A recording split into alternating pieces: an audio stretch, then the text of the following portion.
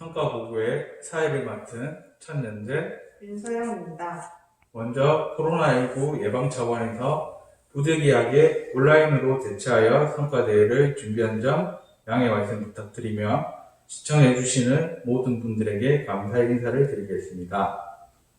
먼저 공지사항부터 전해드리겠습니다.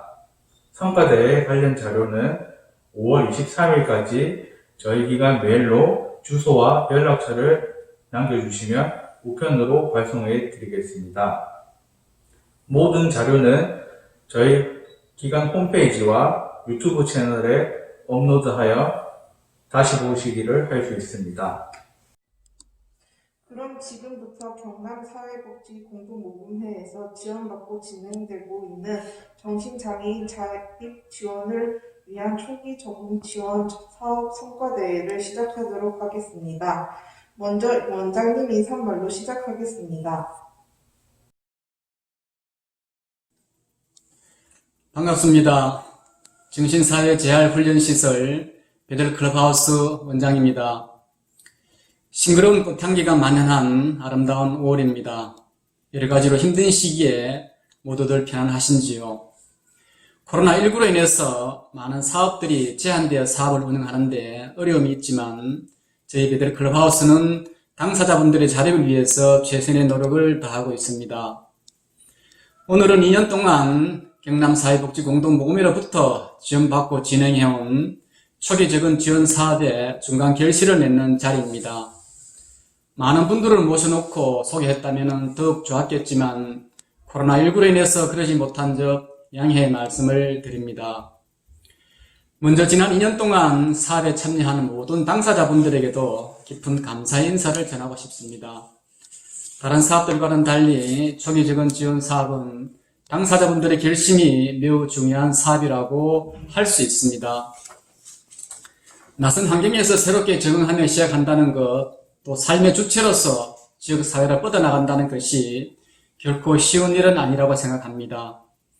그 용기와 결심이 서지 않았다면 오늘의 자리도 없었을 거라 생각합니다.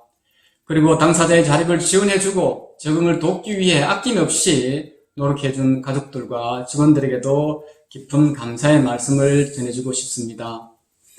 정신장애인들에게 있어 자립은 단순히 자립하는 것이 아니라 생각합니다. 한 명의 시민으로서 지역사회 한 구성원으로서 살아간다는 것은 어쩌면 우리 주변에 뿌리 박혀 있는 깊은 정신장애인에 대한 차별과 불평등, 편견에 맞선다는 것과 같은 의미일지도 모릅니다. 그런 의미에서 초기 적응 지원 사업은 지역의 한 구성원으로서 당연히 누려야 할 사회적 권리를 찾아가는 과정이라고 생각합니다. 지난 2년 동안 10명의 당사자가 지역사회 구성원으로서 자립을 했습니다. 한 명 한 명이 지역사회 주체로서 각자 다양한 역할을 해주고 있습니다. 우리는 이분들이 지역사회에서 살아가는 데에 불편함이 없도록 최선의 노력을 다하겠습니다. 3년 중 2년의 사업을 잘 이끌어왔고 남은 1년도 잘 보완하여 우리 회원들에게 더 좋은 기회를 줄 수 있도록 최선을 다하겠습니다. 오늘의 초기 적응 지원 사업 성과대회가 단순히 결과만으로 끝나는 것이 아니라 이 사업이 시발점이 되어서 정신장애인들의 지역사회에 자립하는 데에 어려움이 없도록 사회적인 구조를 변화시키는 촉매제가 되면 좋겠다는 우리들의 바람입니다. 끝으로 사업 진행을 위해 물심양면으로 지원해 주신 경남사회복지공동모금회와 모든 관계자분들에게 감사의 인사를 전합니다. 감사합니다. 이어서 사업 소개를 하겠습니다. Stay in my backyard는 지역 이기주의를 뜻하는 님비가 아닌 정신장애인이 지역 주민과 더불어 함께 살아간다는 의미로 님비의 낫을 stay로 바꿔서 Stay in my backyard로 지어봤습니다. 정신장애인 자립 지원을 위한 초기 적응 지원 사업은 2019년부터 경남사회복지공동모금회로부터 지원받은 사업으로 자립을 처음 경험하시거나 자립 초기의 당사자가 지역사회에서 자립할 수 있도록 지원을 하는 사업입니다. 현재는 2차년도 사업으로 저희 기관에서는 체험홈에서 자립이 필요한 당사자분들에게 적응 훈련을 거친 후 지역사회로 자립할 수 있도록 지원하고 있습니다. 초기 적응 지원 사업을 시작하게 된 배경은 다음과 같습니다. 병원에서 퇴원을 하거나 생활시설에서 거주를 하다가 자립을 시도했을 때 자립 초기에 낯선 환경에 적응하는 데 어려움이 있었고, 적응 과정 중에 일어나는 다양한 문제들이 생기면서 자립을 하기 전 혼자서 자립 생활을 경험해 볼 수 있는 공간이 필요하다고 생각했습니다. 그래서 퇴원 후 자립이 필요하거나 주거시설에서 독립한 당사자를 모집하여 자립 후 지역사회에서 잘 적응할 수 있도록 필요한 자원을 연계하고 자립과 관련한 서비스를 지원하고 있습니다. 저희 사업은 3년 계획으로 준비했고 현재는 2000년도에 접어들었습니다. 각 연차별로 특징을 살펴보면 다음과 같습니다. 먼저 1차전도에는 정신장애인 자립 지원을 위한 모델을 구축을 하고 하나의 체계를 잡아가는 것을 중점으로 계획했습니다.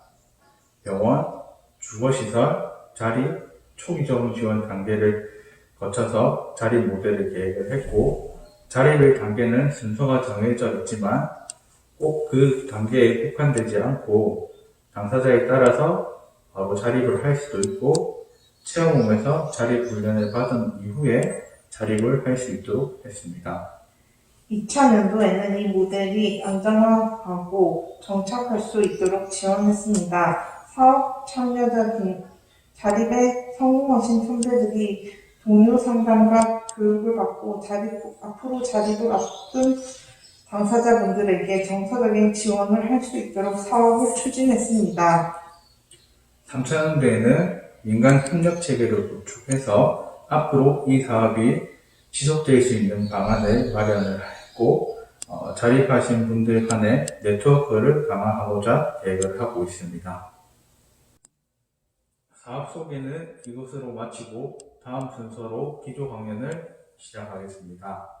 기조 강연은 한국정신재활시설 협회장이신 박유옥 협회장님이 하시겠습니다.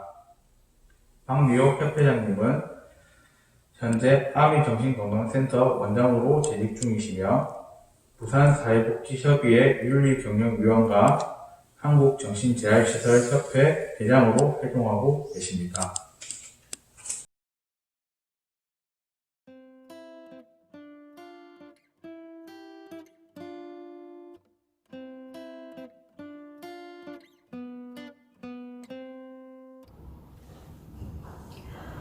반갑습니다. 한국정신재활시설협회 박미옥 회장입니다.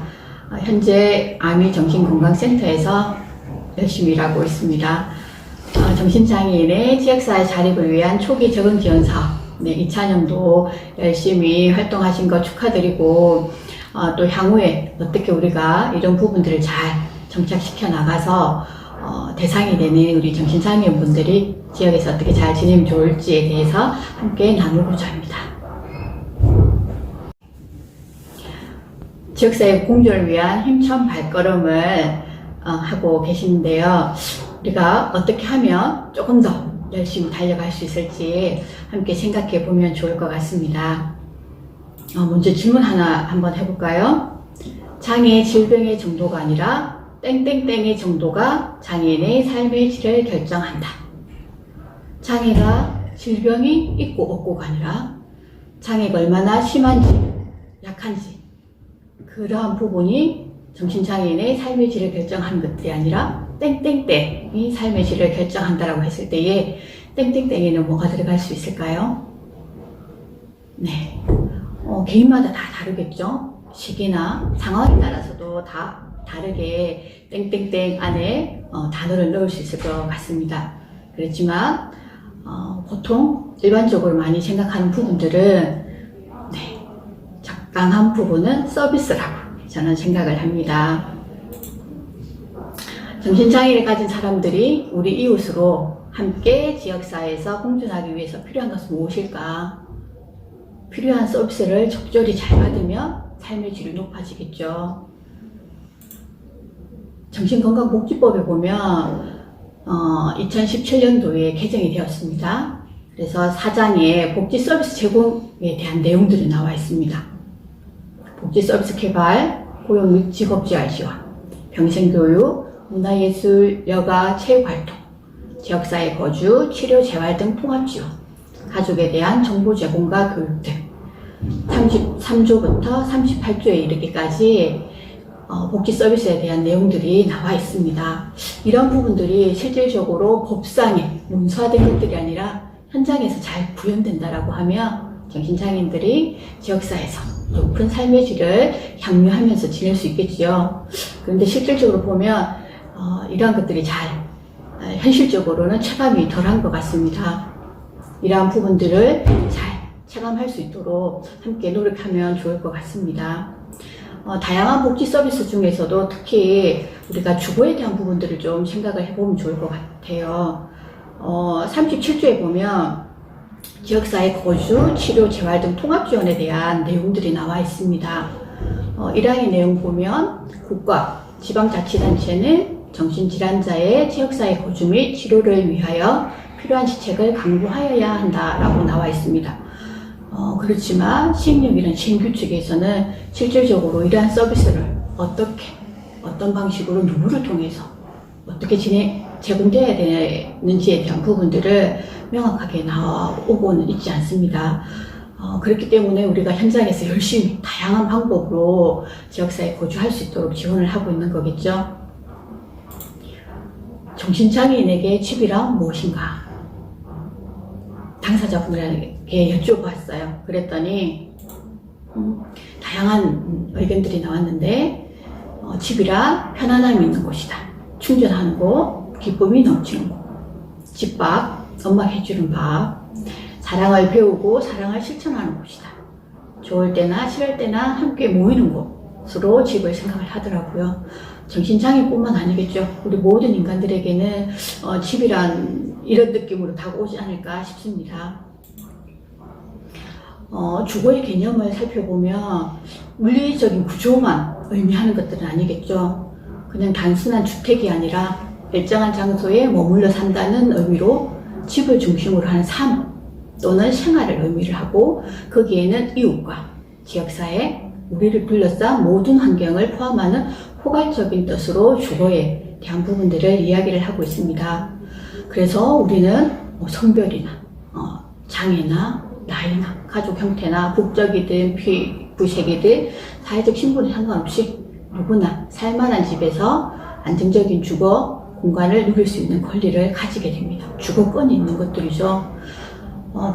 안정적인 주거 공간이란 적절한 주거는 인간으로서의 존엄과 가치를 유지하는 데에 필요한 최소한의 주거 수준을 의미를 하겠죠. 그런데 실질적으로 이러한 안정적인 주거, 적절한 주거에서 우리는 살아가고 있는가? 정신장애인 분들은 살아가고 있는가? 라는 것들을 생각해 봤을 때 많은 한계점이 있는 것 같습니다. 정신장애인들에게 있어서 이런 주거에 대한 장애물들은 여러 요인들이 있겠지만 특히 많은 부분들에 있어서는 낙인과 차별이 아닐까라는 생각이 듭니다. 정신장애를 가진 사람이 우리 이웃으로 산다는 것에 대한 편견도 많고요. 그로 인해서 차별을 하게 되는 부분들이 있죠. 또한 한편으로는 적정한 가격에서 이런 주거를 우리가 공급받기는 많은 상황들이 어려운 상황들입니다. 또 한편으로는 정신장애인분들 같은 경우에는 실질적으로 오랜 병원 생활이라든지 아니면 사회적으로 많이 위축되어 있다 보니 실질적으로 이런 경험들이 많이 부족하다 보니 지역에서 살아가는 데 있어서 많이 불안해하는 부분들도 있습니다. 그렇기 때문에 이분들이 지역사회에서 그분들이 원하는 삶들을 살아가기 위해서 적절한 자립생활 지원과 관계된 이런 부분들도 충분히 제공된다라고 하면 제대로 즐겁게 살아갈 수 있겠죠. 그렇지만 이런 부분들이 많이 부족하기 때문에 실질적으로 이런 다양한 주거에 대한 장애물이 있는 것 같습니다. 특히 정신장애인에게 주거복지가 왜 필요할까? 주거권을 누리면서 살아갈 수 있도록 하는 게 정신장애인 분들은 실질적으로 성공적으로 치료를 받고 회복을 위해서는 이런 주거가 실질적으로 전제 조건으로서 많이 필요한 부분들이 있는 것 같습니다. 그래서 안정적인 주거라는 것은 임시적으로 거처하는 곳이 아니라 자신이 원하는 만큼 영구적으로 머무르고 필요한 서비스를 받을 수 있는 이런 주거 서비스가 동반된 이런 주거를 이제 필요한 부분들이고, 이걸 통해서 정신장애인분들은 지역사회에서 우리 함께 공존해 나갈 수 있는 것 같습니다. 현재 서울 등 수도권 중심으로 해서 지원주택 등 다양한 이런 주거 지원 서비스가 제공이 되고 있는데, 현장에서는 아직까지 어려운 부분들이 있습니다. 충분하게 이런 주거와 관계된 장애물들을 해소하면서 제공하기에는 어려움들이 있죠. 그래서 정신재활 현장에서는 다양하게 사업들을 진행하고 있습니다. 베델클럽 하우스에서도 제공하고 있는 이런 초기 적응 지원 사업도 정말 중요한 부분들일 것 같습니다. 제가 잠시 내용을 봤더니 실제적으로 인원은 적지만 이 인원이 적고 많음이 효과성이나 성과와 관련되어서 논의할 대상은 아닌 것 같습니다. 실질적으로 이런 부분들이 많이 필요하기 때문이죠. 성과를 보니까 자립생활 역량을 강화한다든지 공적이나 사적으로 지지체계를 구축하고 지역사회 안정적 거주 지원을 한다거나 당사자의 전반적인 사회 기능 향상, 이것을 목적으로 해서 다양한 사업들을 하고 있더라고요. 체험홈을 통해서 다양한 가사기능 훈련도 하고 개별 독립주거 점검도 하면서 독립주거 교육도 하고 지역사회 자원 탐색도 하면서 당사자 역량 강화도 하고 초기 적응 지원을 통한 다양한 사례 관리도 하면서 지역사회 자원도 연계하고 지역주민 멘토링 활동을 통해서 실질적으로 지역사회 네트워크를 활성화하는 그런 다양한 내용들로 사업을 진행을 하고 있던데, 정말 중요한 부분들일 것 같습니다. 실제로 이런 사업들을 진행하는 데 있어가지고 많은 어려움들이 있죠. 어려움들이 있지만 필요성이 많이 현장에서 경험하고 있기 때문에 정말 열심으로 헌신할 수가 있는 것 같습니다. 그래서 이러한 경험들을 앞으로 더 잘 성과로 나타내고 연구로 나타내어서 많이 이제 보급을 하면 좋겠다라는 그런 생각이 듭니다. 제가 근무하는 아미정신건강센터에서도 이런 초기 적응을 위해서 체험홈을 했었습니다. 비록 1년이라는 짧은 기간이었지만 다양한 자립생활을 지원하기 위한 것들을 했었습니다. 1인 1체의 그 원룸을 통해 가지고 좋은 환경에서 이분들이 비록 3개월이라는 기간이었지만 생활하는 것 통해서 이분들이 너무나 큰 이제 만족감을 누리는 것도 보았고, 이를 통해서 이분들이 직업을 구한다거나 따로 독립을 해서 생활하는 데 있어서 정말 디딤돌이 되는 부분들이 있었습니다. 그래서 저는 이제 체험적으로나 경험적으로나 여러 가지 다른 이제 연구 결과들을 봤을 때 실제적인 체험호 초기 정착 사업과 관련된 부분들은 정신장애인들이 주거권을 가지고 지역에서 함께 살아가는 데 있어서 너무나 중요한 부분들일 것 같습니다. 이제 정신재활시설을 잠깐 살펴보면 왜 정신재활시설에서 이러한 사업들을 더 잘해야 되고 더 잘할 수 있겠는가라는 부분들이 있습니다. 작년에 국가인권위원회에서 정신재활시설 인권 실태조사를 했었습니다. 다양한 내용들도 했는데 그 중에서 당사자를 중심으로 초점 집단 인터뷰를 했어요. 그 가운데 왜 정신재활시설이 좋은가라는 긍정적인 측면을 물었더니 사람들과의 관계 맺음을 통해서 자신감을 얻는다. 일상의 삶을 회복해 나간다. 다양한 경험을 통해 배우고 성장해 나간다. 사회로 발을 내디딜 수 있는 발판이 된다. 라는 그런 이야기들을 해주셨습니다. 이제 우리도 많은 현장에서 경험하면서 이런 것들을 당사자로부터 이렇게 전해 듣는데 실질적으로 이런 연구들을 통해서도 확인을 할 수가 있는 부분들이 있습니다. 그래서 정신장애인분들이 지역사회에서 함께 공존하는데 큰 역할을 하고 있는 정신재활시설에서 이러한 사업들을 많이 하면 좋을 것 같고요. 지금 지역사회 통합돌봄이라는 그런 국가적 정책 가운데 실제로 내가 살던 곳에서 만족스러운 삶을, 내가 원하는 것들을 복지 서비스를 받으면서 죽을 때까지 살아가는 것들을 지향을 하고 있는 부분들이 있습니다. 정신장애인도 마찬가지입니다. 지역사회에서 우리와 함께 이웃으로 살아가야 됩니다. 그런 부분들을 위해서는 실질적으로 이런 다양한 주거 서비스가 제공돼야 되는 부분들이 있습니다. 여러 서비스 내용들이 있겠지만 특히 초기 정착 사업에 대한 부분들은 정말 탈원하는 데도 더 많은 필요한 부분들이 있고요. 실질적으로 지역사회 통합 돌봄을 잘 이루어 나가는데도 중요한 부분들인 것 같습니다. 그런 말이 있습니다. 주거는 주택이 아닌 삶이다 라는 말입니다. 그래서 우리 함께 노력함으로 정신장애인에게 주택이 아닌 지역사회에서의 아름다운 삶을 잘 지원하는 우리가 되면 좋을 것 같습니다. 경청해 주셔서 감사합니다.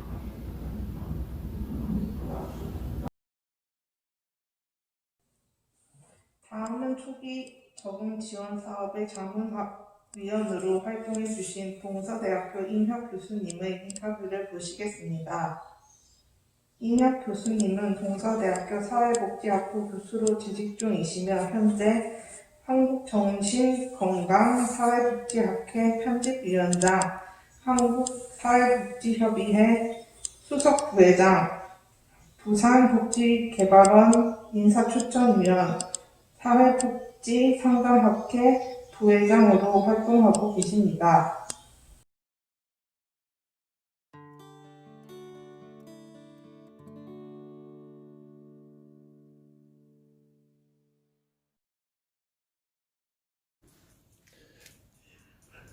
반갑습니다. 예, 동서대학교 사회복지학과의 임혁 교수입니다.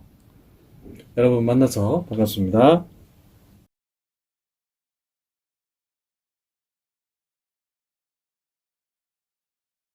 정신장애인들이 지역사회에서 살아간다는 것은 저는 이렇게 생각을 해요.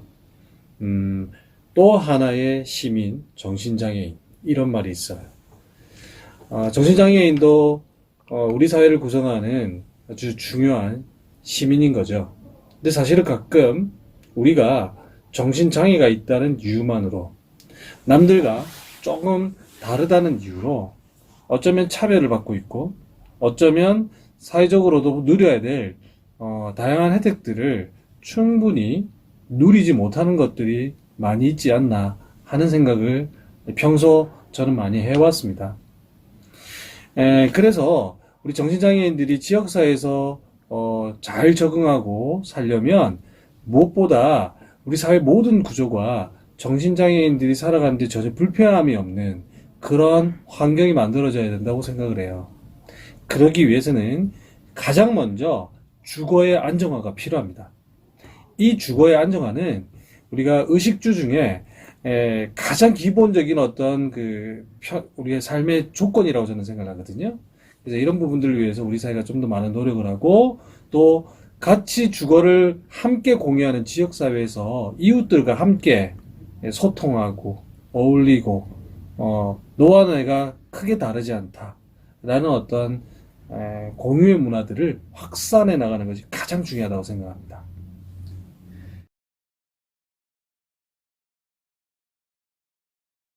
우리나라에서 주거 지원 서비스는 상대적으로 아직 매우 열악한 편이에요.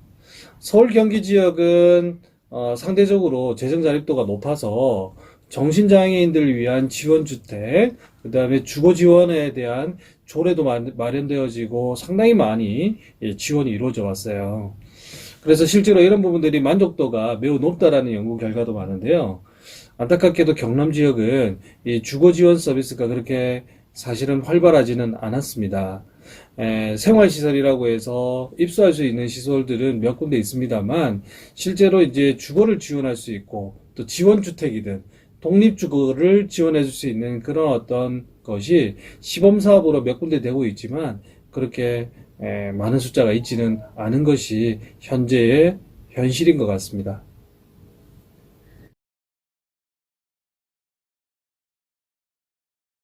이런 말이 있죠. 견우와 직녀라는 노래에서 보면 우리는 만나야 된다. 우리가 정신장애인들이 편견과 선입견을 해소하려면 만나봐야 됩니다. 만나보지 않고 상상하는 것만으로는 서로가 어떤 사람인지 알 수가 없어요. 일반 시민들도 정신장애인들을 만나보면 생각보다 그렇게 위험한 존재가 아니구나. 그동안 내가 잘못 알았구나. 이렇게 편견이 해소되는 경우들이 있어요.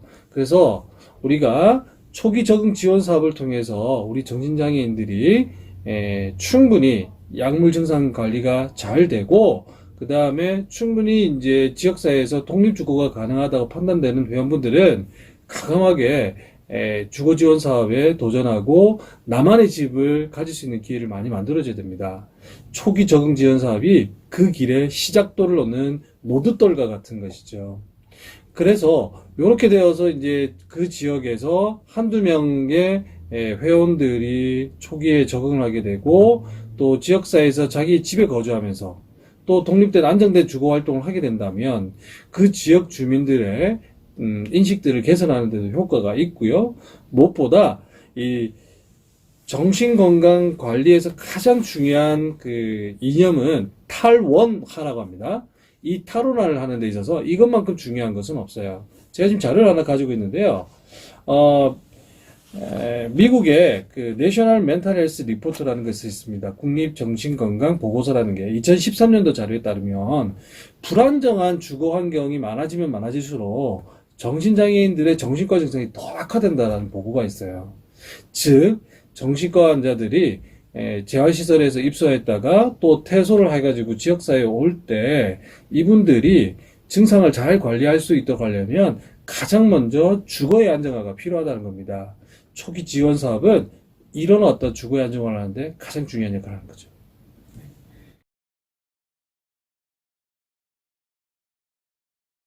네, 2년 동안 베델 클럽하우스에서 초기 적응 지원 사업에 대한 자문위원으로 활동하면서 저도 느낀 바가 매우 많아요.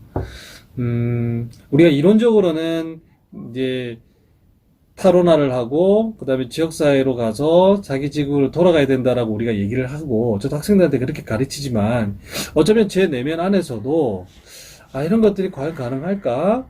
혼자 힘으로 과연 밥하고 설거지하고 청소하고 또 이웃들과 소통하고 이런 것들을 다 해낼 수 있을까? 사실 걱정이 많았는데요. 우리 담당자 선생님 그리고 우리 팀장님으로부터 이렇게 자료를 함께 논의하는 과정에서 회원님들께서 정말로 잘 적응하신다는 것을 알게 되었어요. 그리고 이분들께서 일상생활에서 여가뿐만 아니라 그 다음에 또 취업에 이르는 모든 어떤 수준에까지 그 만족도도 높아지는 것을 제가 볼 수 있었거든요. 그러면서 점점 이렇게 내가 독립주거가 가능한 사람이구나, 새로 스스로를 깨닫게 되고 그렇게 자기 효능감도 높아지는 그런 것을 보면서 매우 보람 있는 사업이다. 또 자문위원으로서 또 그런 것들 보면서 상당히 의미 있는 사업이구나 라고 생각을 많이 하게 되었습니다.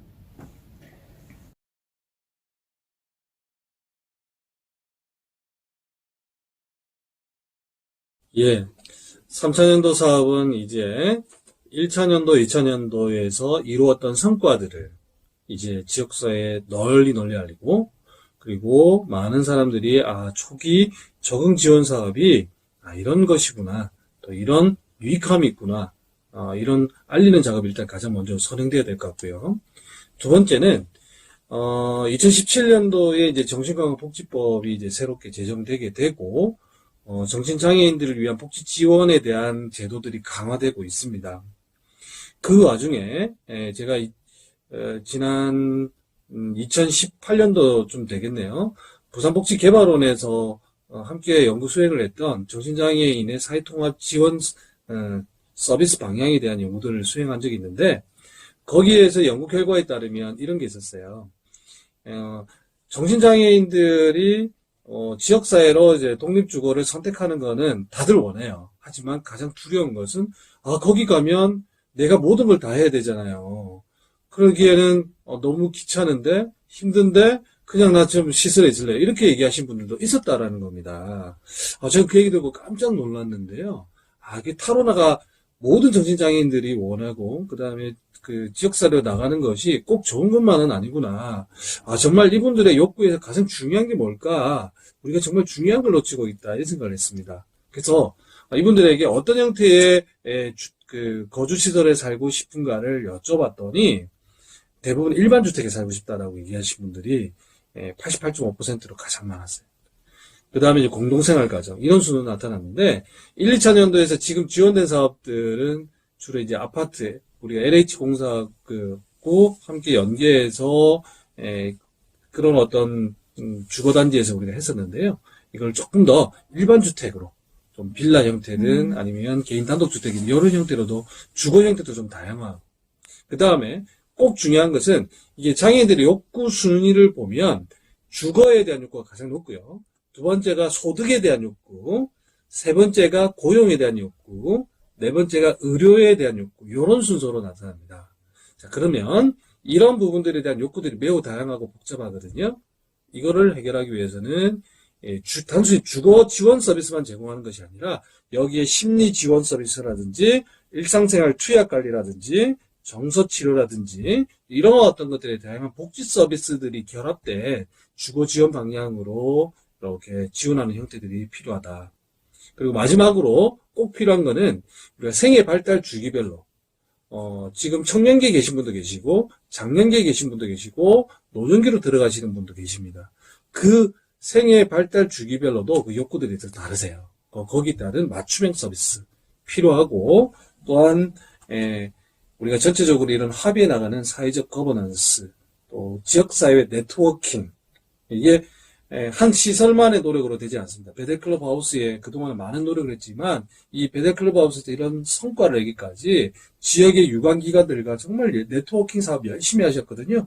이 사업들이 안정적으로 잘 이끌어 나가야만 성공적으로 이 사업이 마무리될 수 있지 않을까, 그렇게 기대해 봅니다.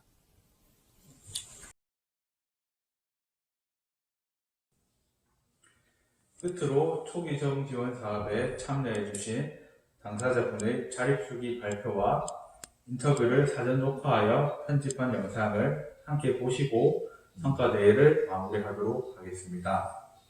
지금까지 긴 시간 함께 해주신 모든 분들에게 감사드리며 성과보고회를 마치도록 하겠습니다. 감사합니다.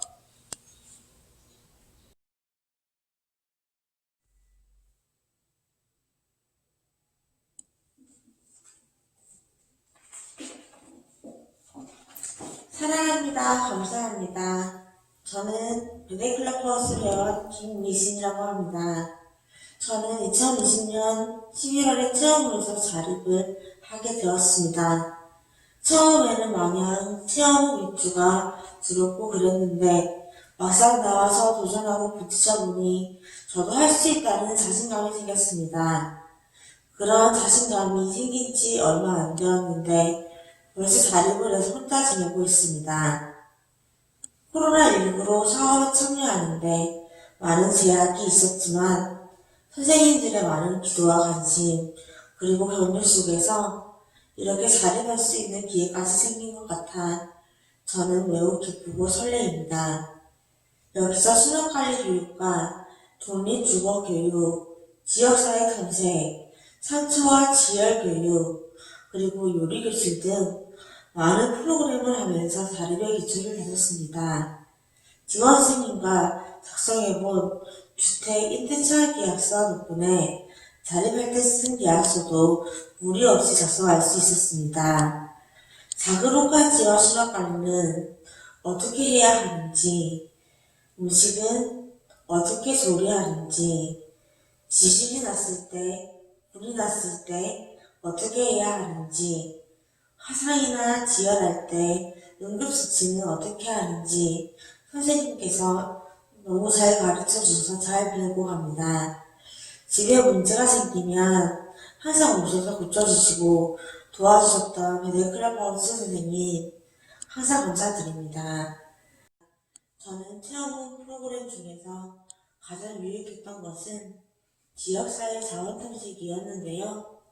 안녕 코리아라는 카페에 가서 커피도 마시고 마크라멜도 만들어 제 방에 걸어두기도 하고 쿠키 만드는 공방에 가서 쿠키를 만들어 먹기도 하고 부동산에 가서 방을 둘러보기도 하고 정말 프로그램에 대해서 이야기하면 끝이 없습니다. 정신장애인인 저에게 세상은 냉정하고 야박한 것이 아니라고 가르쳐주셔서 감사합니다. 기간의 애정과 배려 속에서 5개월가량의 제 체험 생활을 끝내고 자립하여 생활하고 있습니다. 항상 부족한 저에게 힘이 되어주셔서 감사합니다. 사랑합니다.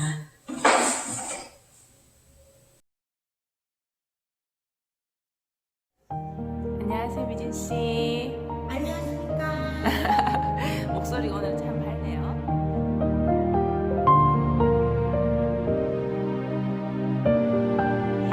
저는 32살이고요. 그리고 나이는 소개드렸고, 김미진이고요. 저는 정신장애인 조현병을 앓고 있고요.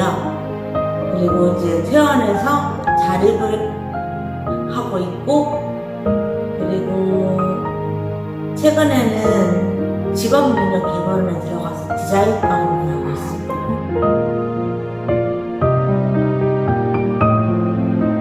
분들이 처음에 해보자고 할 때 많이 생소했고 몰랐고 또 낯설었고 무서웠는데 막상 해보고 나니까 같이 요리도 하고 수학 교육도 하고 그리고 지열 교육도 하고 소방 교육도 하고 여러 가지를 하면서 저도 자립을 할 수 있겠구나라는 자신감이 있는 거예요.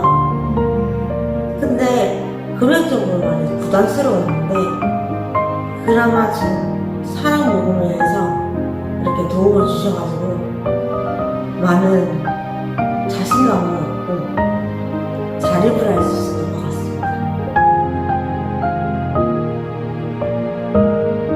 이제 자립을 하고 나서는 저 혼자서 빨래하고 저 혼자서 설거지하고 맛있는 거 해먹고 하는 시간을 지내고 보니까 너무 달라졌어요. 제가 부지런해지고 바빠지고 그러면서 이제 활력을 찾고 몸도 건강해지고 그렇더라고요.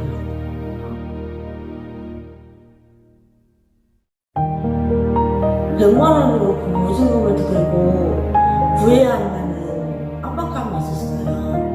그래서 제 파트너 한경 선생님이 (100만 원으로) 구할 수 있다고 하셔가지고 여러 부동산에도 연락해보고 했는데 그 중에 딱 저희 집 제이하우스가 있는 거예요.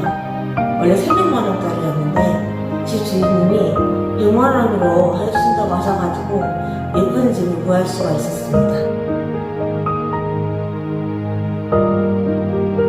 처음에 자립을 한다 그러면 주변에 반대도 있을 거고 또 만약 여자라면 많이 두려울 거고 남자는 뭐 그래 뭐 해보자 이렇게 할 수 있는데 여자는 많이 두렵고 혼자 생활하는 게 사실 무섭잖아요. 근데 어려운 일일수록 돌아가는 말도 있고 또 누구에게나 희망은 있다라고 생각해요. 그러니까 여러분도 노력하셔가지고 여러 프로그램을 지원받으시면서 저처럼 열심히 하신다면 자립에 성공하실 수 있다고 생각합니다.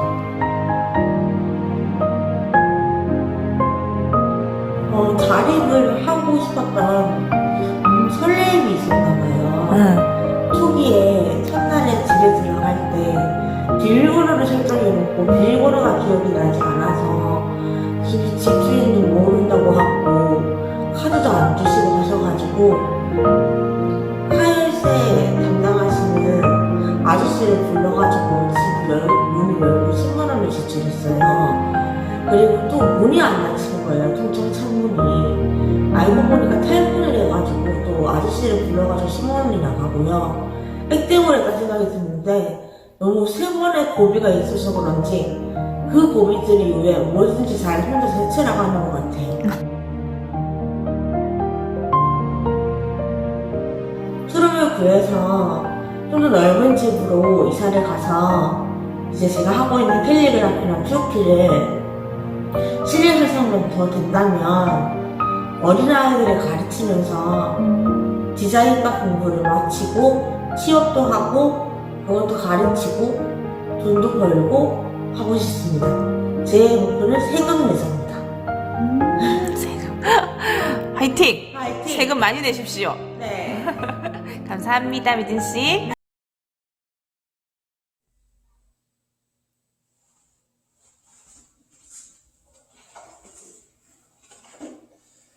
안녕하십니까.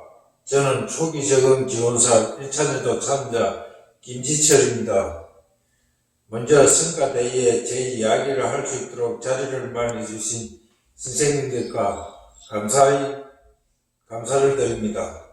제 이야기를 경청해 주시면 감사하겠습니다. 저는 자립을 하고 2번의 실패를 경험했습니다. 지금은 3번의 도전 끝에 자립에 성공해 혼자 생활하고 있습니다. 지금처럼 자립 생활을 할 수 있었던 것은 여러 사람들의 도움으로 지금의 제가 있음을 느끼며 살고 있습니다. 과거 무작정 자립을 시도한 후 자립에 실패했을 때 그때를 떠올려보면 아찔하기도 합니다. 하지만 그런 실패의 경험이 지금의 저를 더욱 단단하게 해준 것 같습니다. 규칙적인 생활을 하기 위해 저는 나름대로 원칙을 세우고 생활하고 있습니다. 아무리 힘들어도 성실히 직장생활을 하는 것, 규칙적으로 약을 복용하는 것, 식사는 그러지 않고 챙겨 먹는 것, 언뜻 사소해 보이는 나만의 원칙을 세우고 실천해보니 습관이 되었습니다. 아직 많이 부족하다는 걸 알고 있습니다. 나태하고 게으르고 정말 하기 싫을 때도 많이 있습니다. 하지만 지금 느끼는 이 행복을 저버리고 싶지는 않습니다. 이번에 주어진 기회가 저에게 마지막 기회라고 생각하며 열심히 생활하려 합니다. 제가 힘들 때마다 쓰러지지 않고 다시 일어설 수 있도록 지켜주신 모든 사람들께 진심으로 감사드립니다.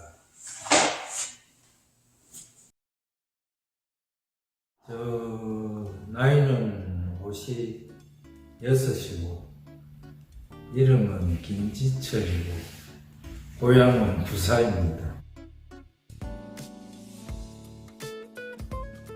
원래는 행위자로 돌아다니다가 여기 이렇게 입수하게 돼가지고 생활하면서 많은 도움이 되죠. 자립하는 여기 특히 직장을 알선해서 왔고 직장 생활을 많이 하고 오래 가지고 돈을 좀 모아가 자립자금을 모아가지고 자립하는 계기가 됐고 이후에도 막 가전제품이나 뭐 이런 거 필요한 물품 같은 거 많이 해주시더라고요. 도움 많이 받았습니다.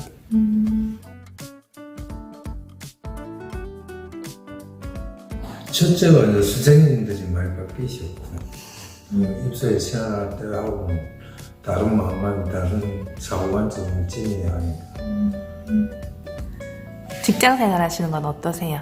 좋습니다. 무슨 일 하시는지 여쭤봐도 될까요? 예, 저 직물 공장인데 배짜는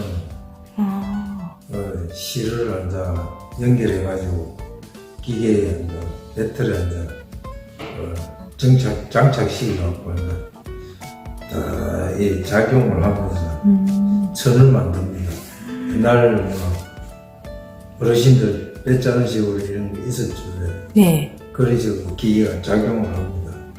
그래가지고 천이 되거든요. 이게 그 일 하신 지는 얼마나 되셨어요? 올해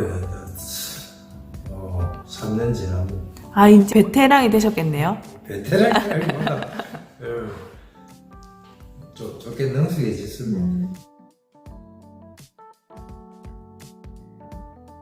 자립할 의사가 있으면 직장생활을 열심히 하고 그래 저절로 돈이 모아지.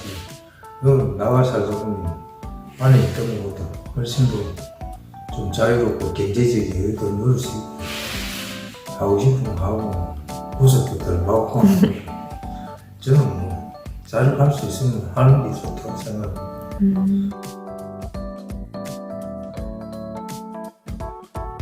처음 아파트에 입주하는 원장님하고 국장님하고 선생님이 오셨거든요.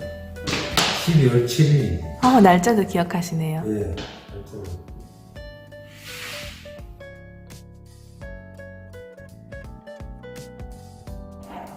이대로 꾸준하게 변함없이 후보 없이 안 아팠으면 좋겠습니다. 그리고 안 아프게 하고 약도 규칙적으로 먹고 생활하고 변함없이 좋은 나이 했으면 좋겠습니다. 오늘 인터뷰 너무 감사드립니다. 우리 지철 씨 앞으로의 생활도 제가 열심히 응원하겠습니다. 감사합니다. 감사합니다.